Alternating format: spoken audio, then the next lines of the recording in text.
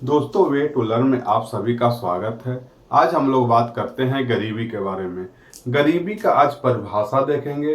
गरीबी को कितने भागों में बांट करके हम देखते हैं और गरीबी निर्धारण का क्या इतिहास रहा है भारत में, उस पर हम लोग चर्चा करेंगे। जो नेक्स्ट वीडियो गरीबी पे आएगा उसमें बिहार और भारत में गरीबी का क्या कारण है और बिहार या भारत सरकार द्वारा गरीबी उन्मूलन के लिए क्या क्या प्रयास किए गए हैं या किए जा रहे हैं, इस पे हम लोग नेक्स्ट वीडियो पे चर्चा करेंगे। तो आज देखते हैं सबसे पहले परिभाषा। परिभाषा हम किस तरह से लिखेंगे? जब कोई व्यक्ति अपनी प्रचलित आय से अपने जीवन के मौलिक या मूलभूत आवश्यकताओं की पूर्ति नहीं कर पाता है, उसे हम गरीब की श्रेणी में कहते हैं या गरीब की श्रेणी मानते हैं। जैसे मूलभूत आवश्यकता हो गया रोटी, कपड़ा और मकान। ये आदमी की मूलभूत आवश्यकता है, उसकी पूर्ति अपने जो उसके प्रचलित या जो उसकी मंथली आय है, उसकी आय से वो अपने मूलभूत आवश्यकता को पूरी नहीं कर पाता है, उसे हम गरीबी कहते हैं। ठीक है, हम लोग अब देखते हैं गरीबी के भाग। गरीबी को प्रकृति के आधार पे दो भागों में बांट करके देखा गया है। देख रहे होंगे सापेक्षिक गरीबी, रिलेटिव पॉवर्टी, या निरपेक्ष गरीबी, एब्सोल्यूट पॉवर्टी हो गया। तो सापेक्षिक गरीबी और निरपेक्ष गरीबी है क्या, इसको हम लोग समझने का प्रयास करते हैं। भारत में आपका निरपेक्ष गरीबी के आधार पर गरीबी का निर्धारण किया जाता है। ये भी पीटी का भी क्वेश्चन हो गया। ठीक है, सापेक्षिक गरीबी एक तुलनात्मक अध्ययन से सापेक्षिक गरीबी का निर्धारण किया जाता है। ठीक है, जैसे लॉरेंज वक्र और गिनी वक्र के माध्यम से हम सापेक्षिक गरीबी का निर्धारण करते हैं। जैसे पहले किसी समाज की एक औसत आय निकाली जाती है और औसत जीवन स्तर का पता लगाया जाता है। औसत आय निकालकर औसत जीवन स्तर का पता लगाया जाता है। जैसे मान लीजिए कि सबसे धनी 20% लोगों का या 20% जनसंख्या का हम औसत निकाल लेंगे और सबसे गरीब 20% लोगों की औसत निकाल लेंगे, उसी का जो रेशियो होगा उसी को सापेक्षिक गरीबी हम कहते हैं। यानी अमीरी और गरीबी में समझिए कि 20% ऊपर वाला का और 20% नीचे वाला, यानी 20% गरीब का हम रेशियो निकालेंगे, उसी को सापेक्षिक गरीबी कहते हैं। जो इंडिया में इसका नहीं मापा जाता है।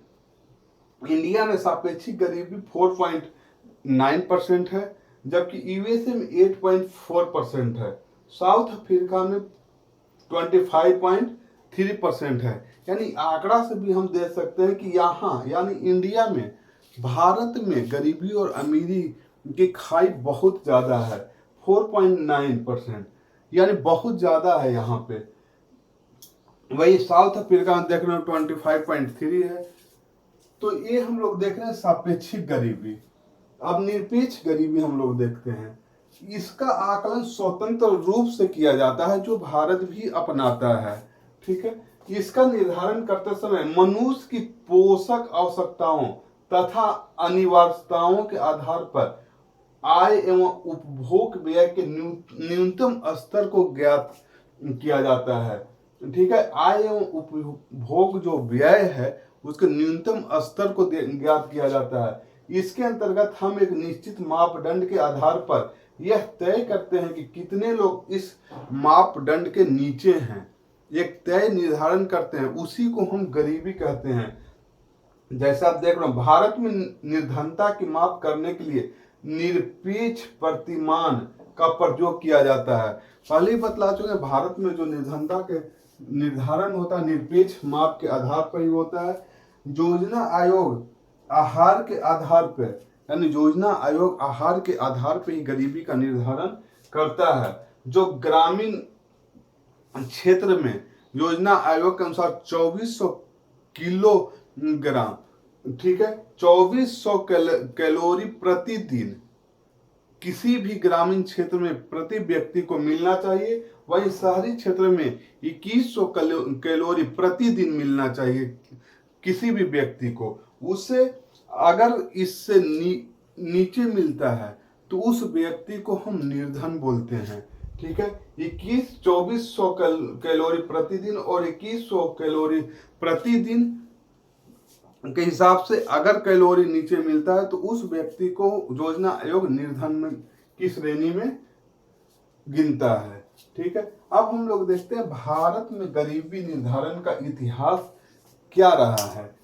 सबसे पहले तो देख रहे होंगे दादा भाई नौरोजी ने poverty and British rule in India में गरीबी को निर्धारण किए थे। जो भी यहाँ से जो धन था ब्रिटिश पेंशन के रूप में या किसी खर्च के मद के रूप में यहाँ से ब्रिटेन जाता था, उसको भी दादा भाई नौरोजी ने un British rule in India में निर्धारण किया था और बोले थे कि वही एक गरीबी है, यहाँ से जो भी धन बाहर चला जाता है वो बाहर ही रह जाता है।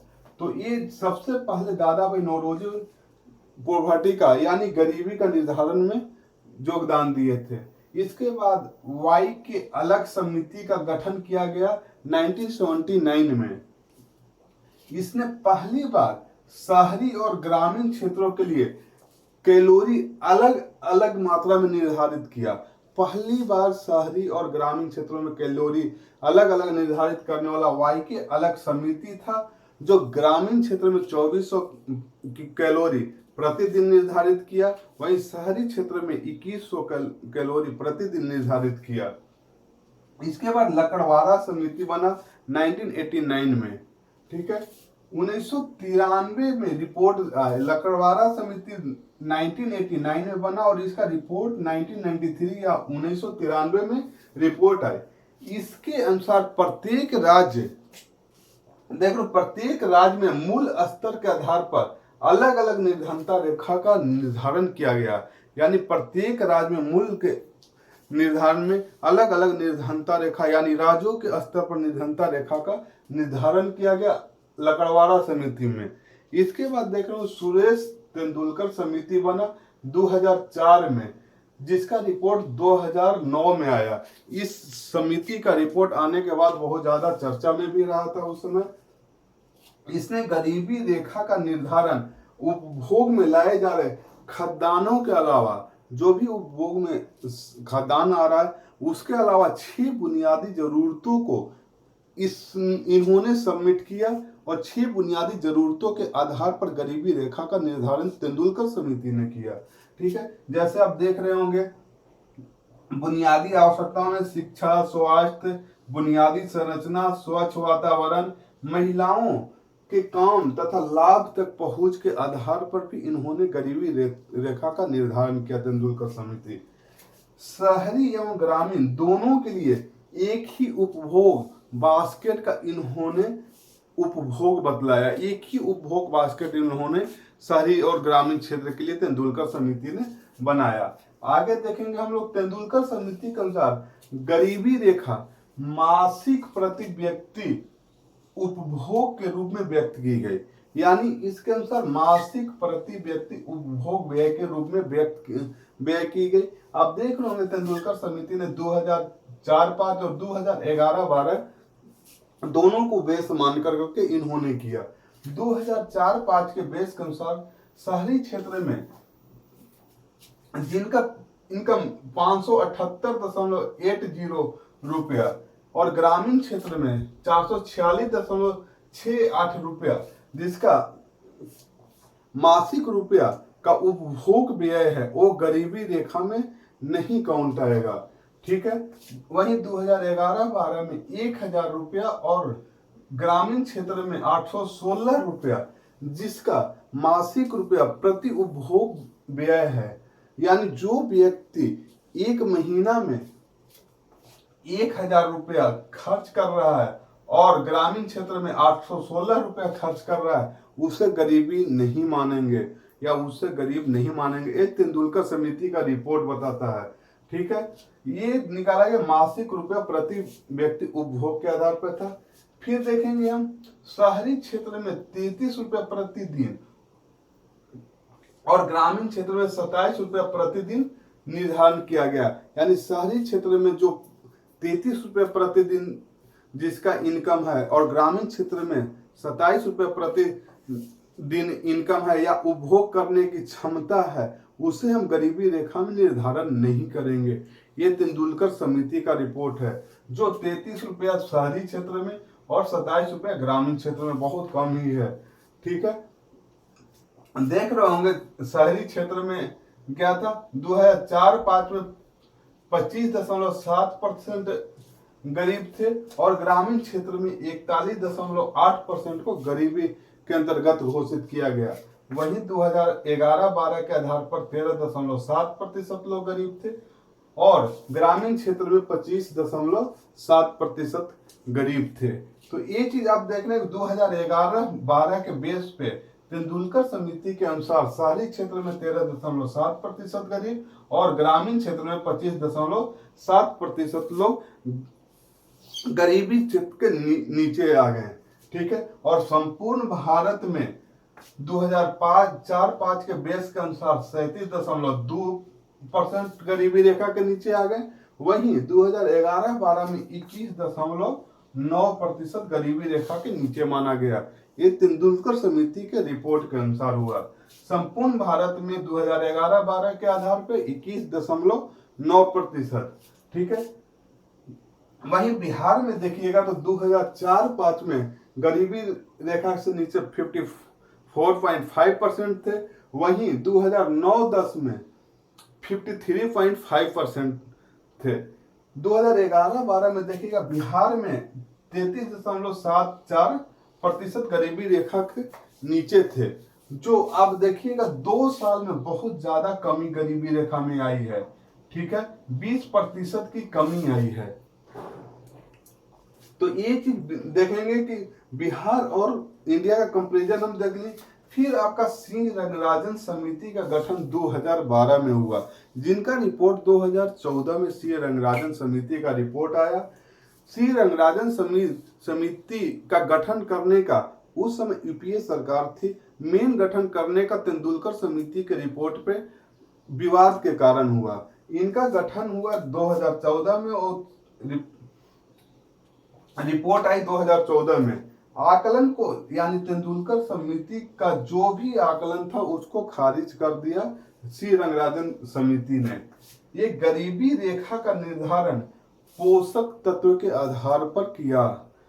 रंगराजन समिति ने गरीबी का निर्धारण पोषक तत्व के आधार पर किया, जो ग्रामीण क्षेत्र में 972 रुपया प्रति माह रखा गया और प्रतिदिन 32 रुपया रखा गया। वहीं शहरी क्षेत्र में 1407 रुपया, शहरी क्षेत्र में 1407 रुपया प्रति माह और प्रतिदिन 47 रुपया। तो ये चीज देख रहा हूं तेंदुलकर समिति और रंगराजन समिति। तेंदुलकर समिति में रखा गया था आपका 2011-12 में 1000 रुपया, वहीं यहाँ पे रखा गया शहरी क्षेत्र में 1407 रुपया, यहाँ 816 रुपया था, ग्रामीण क्षेत्र में 972 रुपया था। यानी प्रति माह जिसका खर्च करने का 1407 रुपया है वो गरीबी स्तर पे नहीं काउंट होंगे और 972 रुपया है वो गरीबी स्तर पे काउंट नहीं होंगे। फिर भारत में गरीबी रंगराजन समिति के अनुसार 2011-12 में 29.8% रहा। रंगराजन समिति के रिपोर्ट के अनुसार भारत में गरीबी रेखा के अंतर्गत 29.2% लोग थे। वहीं ग्रामीण क्षेत्र में देखिएगा 30.9% और शहरी क्षेत्र में 26.4% ही गरीबी रेखा के अंतर्गत थे। तो एक चीज आपका भारत में गरीबी निर्धारण का इतिहास हम लोग देख लिए। नेक्स्ट वीडियो में हम लोग देखेंगे भारत और बिहार में गरीबी का क्या कारण है और भारत और बिहार सरकार द्वारा गरीबी उन्मूलन के लिए क्या क्या उपाय किए गए हैं या क्या क्या उपाय किए जा रहे हैं। ठीक है दोस्तों, ये वीडियो अगर अच्छा लगा होगा प्लीज इसे लाइक सब्सक्राइब करें और जितने ज़्यादा से ज़्यादा शेयर करें ताकि आपके सभी दोस्तों तक ये वीडियो पहुंच सके और इस वीडियो से सभी फायदा उठा सकें। ठीक है दोस्तों, तब तक के लिए बाय बाय।